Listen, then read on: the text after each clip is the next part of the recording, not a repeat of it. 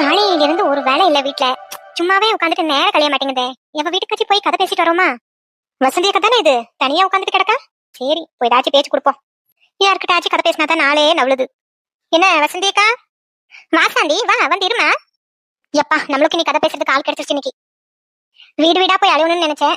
நம்ம வீட்டுக்கே ஒருத்தி கதை பேச வந்துட்டா. நீ ஒருத்தி போதுமே இன்னைக்கு. என்னக்கா வேலையெல்லாம் முடிஞ்சிருச்சா? பொங்கியாக்கி சாப்பிட்டீங்களா என்ன? ஆமாமா, பொங்கியாக்கி சாப்பிட்டாச்சு. எங்க போயிட்டு வர?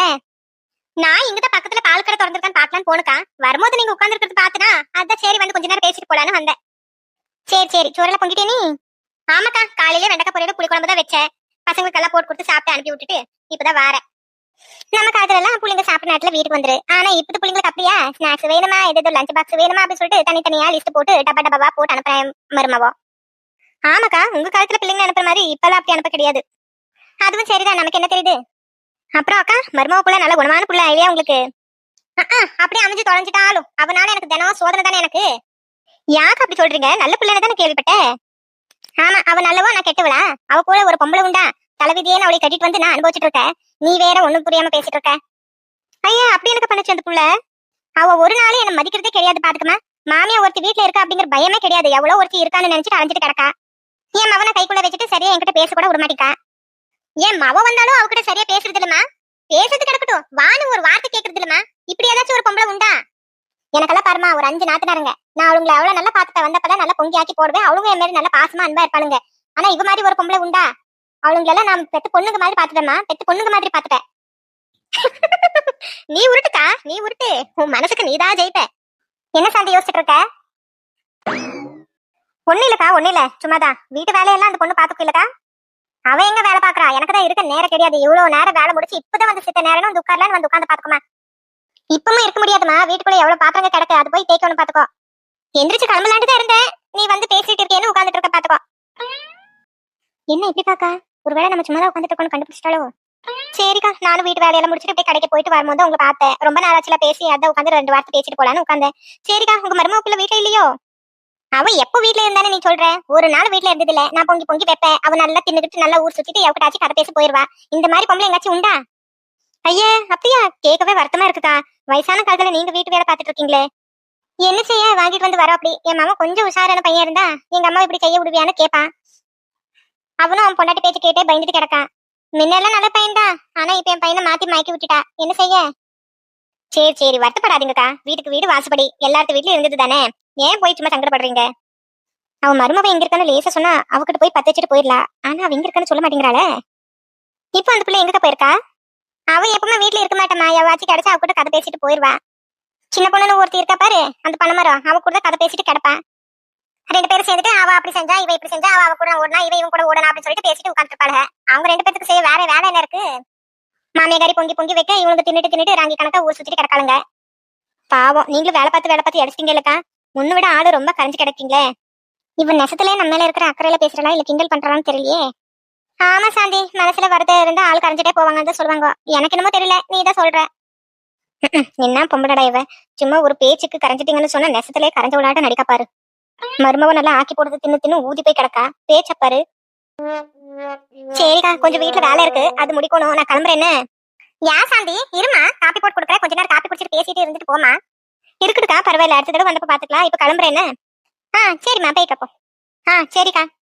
வேலையா மருமவ கிட்ட வத்தி வச்சு கொளுத்தி விட்டுட்டு போகணும். இவ வந்து கொஞ்ச நேரம் கதை பேசிட்டு போயிட்டா. சரி, வேற எவ்வளவு வரலான்னு பாப்போம். ஏட்டி, இப்படி பல்ல காட்டிட்டு கிடைக்கிறீங்க? என்ன விஷயம்னு சொன்னா நாங்க திருப்பம் இல்லடி. ஒண்ணும் இல்லாச்சி, நாங்க 2 பேரும் எங்க வீட்டு மாமியார் கதை பேசிட்டு கிடப்போம். ஏட்டி, மாமியானா யாரு? புருஷனை பத்தவில்ல, அவ பத்தியா பேசிட்டு சிரிச்சுட்டு கிடப்பீங்க? அந்த காலத்துல நாங்கெல்லாம் மாமியார்னா பயந்து கிடப்போம். இப்போ உள்ள பிள்ளைங்களுக்கு மாமியார்னா பயமே இல்லல்ல. நீங்க நடுங்கனா நாங்களும் நடுங்கணுமோ? நீங்க அந்த காலத்துலயே உங்க மாமியார் கிட்ட தைரியமா பேசிருந்தா இந்த காலத்துல எல்லாம் இந்த மாமியார் எங்களை இந்த பாட்டு பட்டுவாளுங்களா? ஏட்டியலா, நீங்க இந்த காலத்துல இஷ்டப்பட்டா தனியா வீட்டு விட்டு போயிடுறீங்க.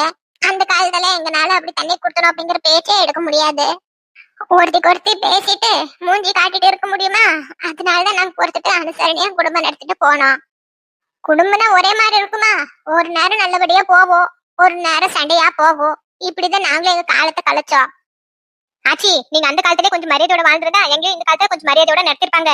நாங்க மருமக மாதிரி இல்ல, வீட்டுல வேலைக்காரி கணக்கா இருக்கோம். வீட்டுல காரணம் நீங்க சொன்னீங்களே இப்போ மாமியார்னா அப்படிதான் அனுசரிச்சுட்டு போகணும்னு. இந்த வார்த்தையை சொல்லி சொல்லி சொல்லி சொல்லி தான் காலத்துக்கு எங்க அடிமையாவே ஆக்கிட்டீங்க.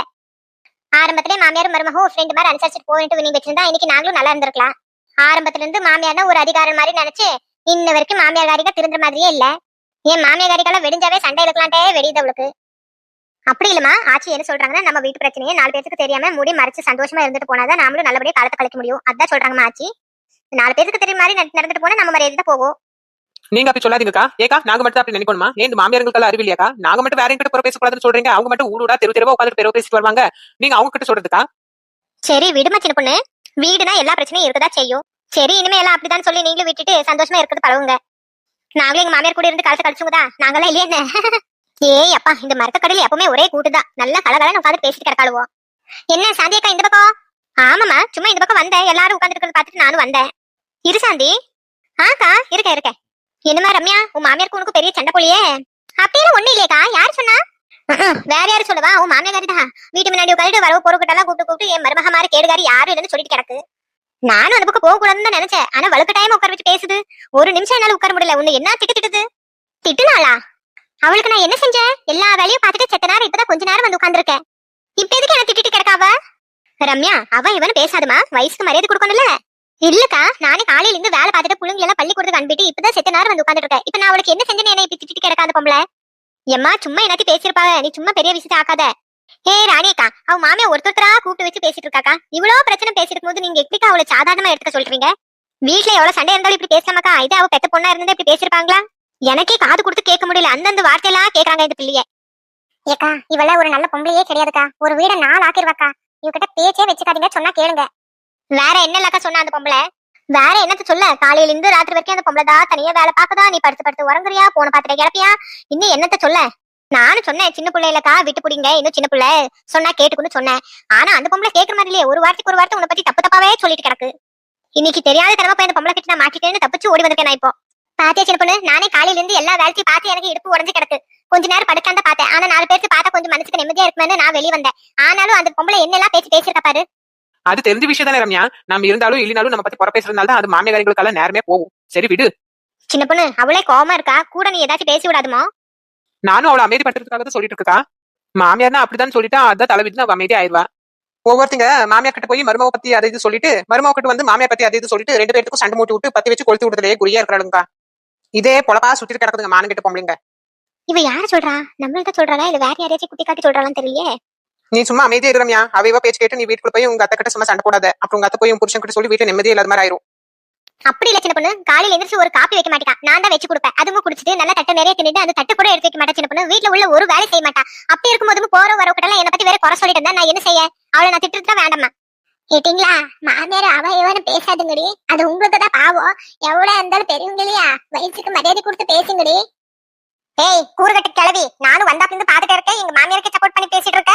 ஏற்கனவே கிழிஞ்சு வாயவே இன்னும் கிழிச்சு வீ செஞ்சிருவேன். வாயை பொத்திட்டு உட்காந்துக்கு பாத்துக்கோ. ஏய் அம்மா, நீ இப்பவே இந்த பேச்சு பேசிட்டு இருக்க. உன் மாமியார் கிட்ட நீ வாயை பொத்திட்டு பேசிருப்பியா? அதனாலதான் அவ போறவ வரவுக்கிட்டலாம் உன்னை பத்தி குறை பேசிட்டு இருக்கா. உங்க மாதிரி மருமவளை வச்சுட்டு மாமியாரி நீங்க என்னெல்லாம் செய்வாளுங்க? சித்தி அவங்க ஏதோ வருத்தத்தை பேசிட்டு இருக்காங்க. நீங்க சும்மா இருங்க சித்தி, அவளுக்கிட்ட வாய் கொடுக்காதீங்க. இல்ல லட்சுமி, அவ மாமியாவ இந்த பேச்சு பேசலாங்க. அவ அதுதானே சொன்னேன், நல்லதுக்கு தானே சொன்னேன். என்ன கேள்வி கேக்குறாயப்போ? என் பேத்தி விட 2 வயசு இளமையா இருப்பாவோ. என்ன பார்த்து வாயை கிளிப்பே வயிற்ற கிளிப்பே அப்படிங்கிறாளே. வீட்டுல சண்டை வருதுன்னு சொன்ன பின்ன இப்ப ஏற்பட்டவங்களால வீட்டுல சண்டை வருது. வெளியே வந்து 4 பேர்த்துக்கிட்ட நான் நல்லவான்னு சொல்லிட்டு திடுறாளுங்க. என்ன வருது வந்தா மாமியாரி அழகு பார்க்கவா செய்வா? அது சரி, இப்ப எப்படி கிழவிங்க இருக்கிற வரைக்கும் சண்டை குறையாது. என்ன வருது வரா? உன் பேத்தி வயசு நான் இருக்க மாட்டேல. அப்படியே கிழவிங்க உட்காந்து அட்வைஸ் பண்ணிட்டு இருக்க. வாயை மூடிட்டு இரு. உன் பேத்தி நல்ல முறையா காட்டு கழிச்சுனா அவளை தலையில வச்சுட்டு ஆடு. அதை விட்டுட்டு எனக்கு அட்வைஸ் பண்ற வேலையெல்லாம் வச்சுக்காத. பொத்துக்கிட்டு போயிரு. எம்மா எம்மா எம்மா, என்ன வார்த்தை எல்லாம் கேட்கா? என் வயசுக்கு மரியாதை இல்லாம என்ன மானங்கட்ட கேள்வி எல்லாம் கேட்காள. ரம்யா கொஞ்சம் அமைதியா இரு ரம்யா. அந்த கிழவி 1 சொன்னா 2 சொல்லி ஊரை கூட்டிடுவா. அந்த கிழவி கிட்ட வாய் கொடுத்துறாத. அவ என்ன பேச்சு பேசுறேனே? என் மாமி என்ன ஏசிட்டு இருக்காங்க. நான் இங்க வந்து இருக்கேன். இவ எவனு தெரியாது. இங்க வந்து சித்த நேரம் உட்காந்துட்டு இருந்தா இவ என்கிட்ட வந்து நாடகமா பேசிட்டு கிடக்கா. ஊருக்குள்ள சில கேள்வி கட்டங்க இப்படிதான் இருக்கு ரம்யா. அது சும்மா பேசி பெருசாக்காத விடு போகட்டும். இப்படிதான் இந்த கிழவி கிட்ட ஒரு தடவை வாய் கொடுத்து மாட்டிட்டேன். அது போய் மாமியா கிட்ட சொல்லி பெரிய சண்டையா போச்சு. அப்படின்னா இந்த கிழவியை பார்த்து நம்ம பயந்து ஒதுங்குறதா தப்புங்க. முதல்ல இந்த கிழவியை போட்டு தள்ளிட்டா எல்லாம் சரியா போயிரும். அடியே யாருக்கடி போட்டு தள்ளான்னு பேசிட்டு இருக்க? என்கிட்ட எல்லாம் வச்சுக்காத பாத்துக்கோ. கைய முடிச்சு அடுப்புல வச்சிருவேன். நீ என் கைய முறிக்க இல்ல நான் உன் கைய முறிக்கன்னு பாப்போமா? அம்மா, என்னை வாடி அடிக்க, உன்னை இப்ப என்ன செய்ய போற பாருப்போ. கிளவி தானே அடிச்சு தண்டர்லையான்னு நினைச்சிட்டியாடி? நான் அந்த காலத்துல எத்தனை பேருக்கு அடிச்சுக்க தெரியுமா? ஏய் கிளவி, இந்த வயசுல நீ இந்த வருத்து வரனா, குறைஞ்ச வயசுல நீ எந்த வருத்து வந்திருப்ப? உன்னையே உன்ன மாதிரி கிளவி இருக்கிறதுனால தான் எங்க மாதிரி சின்ன பொண்ணுங்க எல்லாம் சீரடிறோம். போ அந்தாள. இனிமே ஏதாச்சும் பொண்ணுங்களை பார்த்து இப்படி எல்லாம் பேசிட்டு கிடந்த உனக்கு இதான் கதி. என்ன ரம்யா இது, பேசிட்டு கிட ஒரு ஆளை இந்த அடி அடிச்சு தள்ளிட்டியே? ஆமாக்கா, நான் அடிச்சு தள்ளது மட்டும் எல்லாரும் பேசுங்க. இந்த கிழவி என்ன வார்த்தை எல்லாம் பேசுச்சு. கொஞ்ச நேரத்துக்கு முன்னே மாமியா நான் வீட்டுல பொங்குறதுல ஆக்குறதுன்னு என்ன பொய்யா பேசி அனுப்பி விட்டுருக்கா. அவங்கள மட்டும் ஒண்ணு கேட்காதீங்கக்கா. இந்த கிழவி ஆவட்டும் மாமியார் ஆவட்டும் யாராச்சும் ஒருத்தராச்சும் ஏதாச்சும் பேசுனீங்களா? ஒரு கேள்வியும் கேட்க மாட்டீங்க. ஆனா எங்களை மட்டும் ஏன் எங்களை இந்த பாடுபடுத்துறீங்க? இந்த மாதிரி கிழவிங்கனாலையும் இந்த மாதிரி மாமியாரிங்கனாலே தான் நாங்க நிம்மதி எல்லாமே இருக்கோம். நாங்களும் எவ்வளவு தனக்க தாங்குறது, வீட்டு வேலையை பார்க்கணும், குழந்தைங்க பார்க்கணும், புருஷனை பார்க்கணும், இந்த மாதிரி கிழவிங்க பேச்சை கேட்கணும், மாமியாரை குறை சொல்றது கேட்கணும். எவ்வளவு தனக்கு எங்க மண்டை தாங்கும். அதனால எங்க மாமியா மேல இருக்கிற கோவத்தை இந்த கிழவி மேல காட்டிட்டேன். சரி விடுமா, பொண்ணா பிறந்தா இது எல்லாத்தையும் அனுபவிச்சுதான் ஆகணும். அதே பேரானிக்கா, அவங்க மாமியாரி இவ்வளவு என்னென்ன கேள்வி எல்லாம் கேட்கா? அவளையும் இப்படி 4 மிதி மிதிச்சா அவ சரியா வருவா. அம்மா தாயே, நீ வாயை மூடு. வந்தாப்பிலிருந்து நான் பாத்துட்டு இருக்கேன். அவன் மாமியார் பத்தி அது இது சொல்லிட்டு இந்த கிழவி அடிச்சு போடுற அளவுக்கு செஞ்சு வச்சுட்டேன்.